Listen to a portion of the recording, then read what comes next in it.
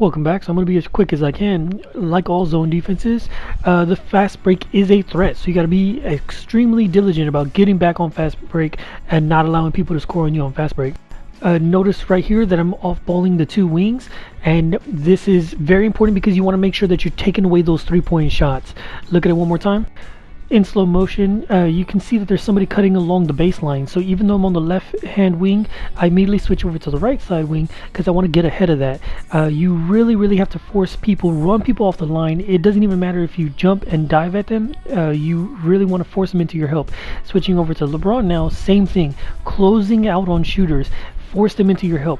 Here goes into the help. I switch over to the left side wing because I want to prevent the outlet and the dish out.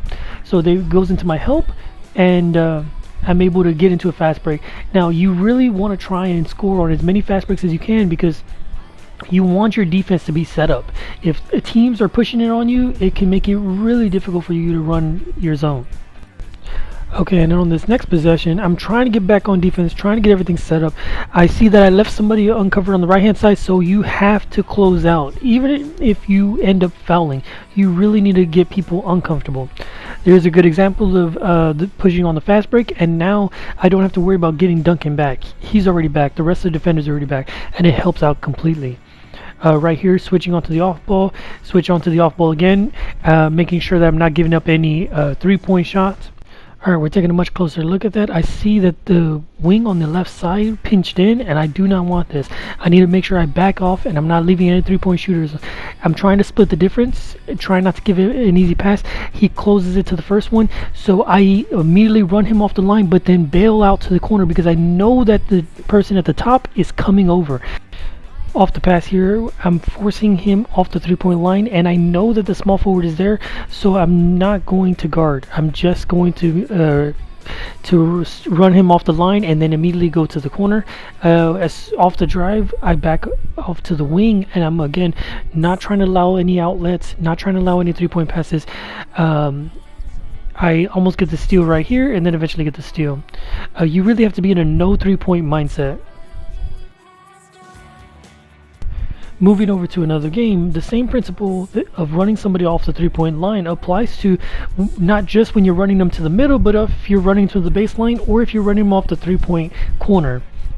In this next play, what I'm doing is user controlling both guards and or bigs to make sure that I'm covering the corner. It's difficult because you have to user control two people, but you really have to make it work. What you do realize though is that on the pass to the corner, all you're trying to do is give enough time for the big man to come over and help. Looking at it one more time, here comes the pass to the corner. Whenever the ball goes to the corner, the big man in the paint is going to come out and guard the corner. So all I do is close out, just trying to force him to drive or trying to force him to hesitate, and then I bounce out to the wing. Again, same thing on this side. I'm forcing him off the line because I know that the big man, Robinson, is coming over.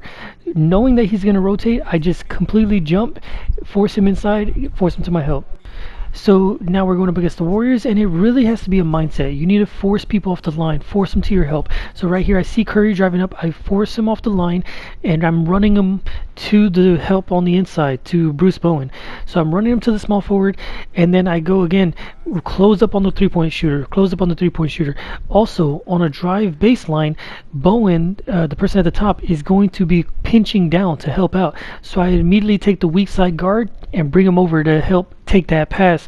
Help a little bit too much, but again, you need to run people off the line. So I dive, and even if you foul, you just cannot let people get comfortable. Okay, and this is going to be the last clip. It's going to be up against the Nuggets, and you can off-ball either wing, but also the small forward and the bigs. So you can try to get this defense to bend. On this pass, because I'm trying to force him to my help, I'm not going to guard him straight up. I'm forcing him towards the baseline where the bigs are. They swing the ball around and almost get a steal right here, but I'm going to do the exact same thing. I'm going to force him to my help. I have Parker as probably the weakest defenders, so I put Duncan on the same side. So I'm forcing him to my strongest defender, and I'm not guarding him straight up. Passes it out. So again, same thing. just buying time. I'm not trying to guard somebody straight up, just trying to get in their way, go back out to the corner. And the last thing I want to talk about is Bowen. So I got my best defender at the top because he's in the middle. You can see how low down he gets into the paint. Because he's such a good defender, that top part allows him to move around a lot. See here, he's coming in again. Because of that influence that he has, he's able to close in. He's able to also still get back out, and they just end up hitting a really good shot. But having a really good small forward at the top allows you to or having a really good perimeter defender allows you that flexibility where they can help on a lot more things.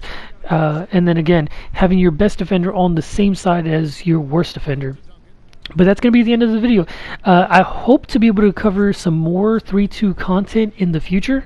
If you have any questions, go ahead and ask.